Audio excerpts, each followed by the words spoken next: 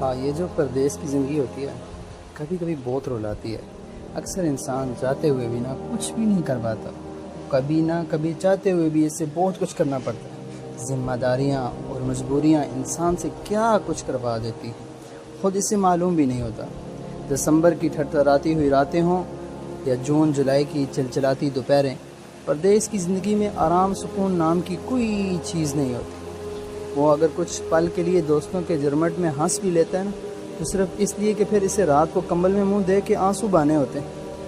کبھی بوڑھے ماں باپ یاد آتے ہیں اور کبھی بہن بھائیوں کی باتیں تڑپاتی ہیں، کبھی بیوی کا چہرہ آنکھوں کو بھگو جاتا ہے اور کبھی بچوں کی تصویریں سینہ چھلنی کر جاتی ہیں۔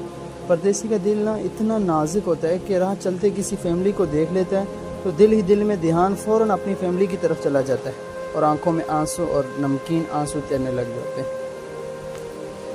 پردیس میں جب انسان بیمار ہوتا ہے نا تو کوئی انسان پرسان حال نہیں ہوتا۔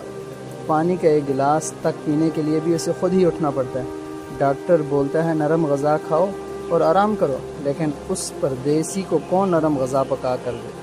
نہ تو پاس بیٹی ہوتی ہے نہ بہن، اور وہ بیچارہ کیسے آرام کرے؟ کون سے اس کے پاس ماں یا بیوی ہوتی ہے کہ جن کے گھٹنوں پہ سر رکھ کر سو سکے؟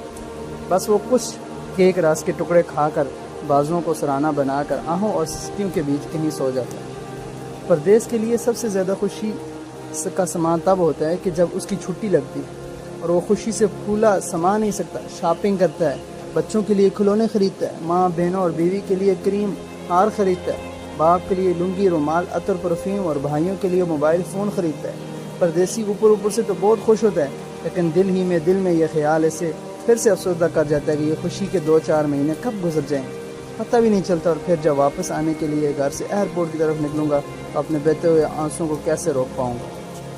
یہ ہوتی ہے پردیس کی زندگی۔